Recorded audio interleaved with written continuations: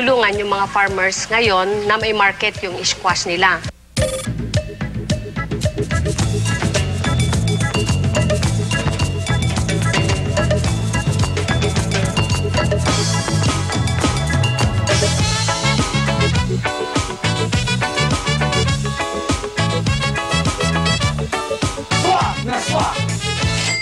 Kung kayo ay may talento, hindi nyo dapat ito itago. Gaya na lamang ng may-ari ng Creative Voices. Mula sa kanyang talento at magandang boses, naisipan niyang magtayo ng ganitong negosyo.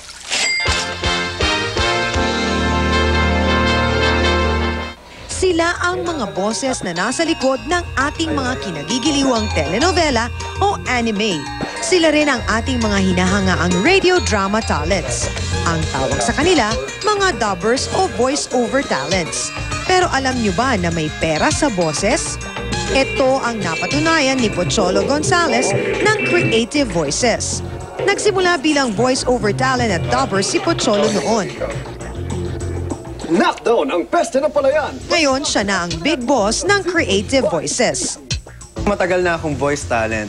Mahigit 10 taon na akong nagre-recording bilang isang radio drama talent. Sa September issue ng F Magazine, Bilang isang commercial voice-over. Nakita ko yung potential ng voice-over market dahil dito sa Pilipinas, medyo hindi napapansin kasi yung mga voice talent eh. Pero sa totoo lang, ang voice acting, isa sa pinakaunang industriya.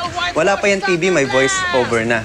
Matapos ang mahigit 10 taong karanasan sa industriya, naisipan niyang magtayo ng sarili niyang negosyo. Isang recording studio para sa mga voice-over talents at dubber na kagaya niya. Ang mahirap kasi sa aming mga voice talent, umaasa lang kami. We just wait and we don't create. Now, sabi ko, bakit hindi ako mag-create and mag-create ng demand, mag-create ng project para sa mga kapwa ko voice artists?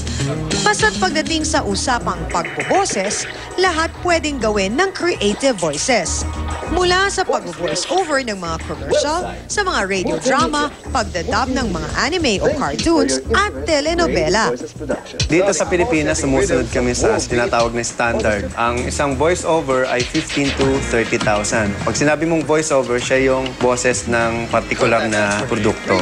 Ang character voicing naman, yun yung mga character. Kung nga, uy, bumili ka na ng bagong produkto namin. Ganun. 8,000 yung character, 15,000 naman sa voice-over. Voice acting is not like that.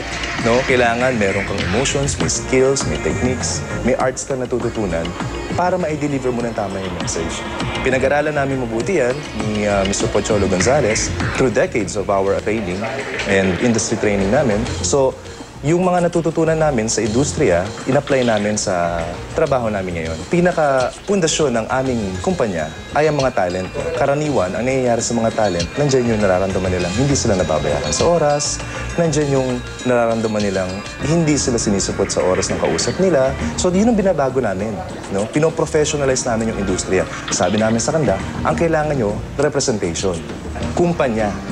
No? Na magbibigay ng proper billing, magbibigay ng proper contracts and documents. So doon ako papasok bilang marketing manager nito.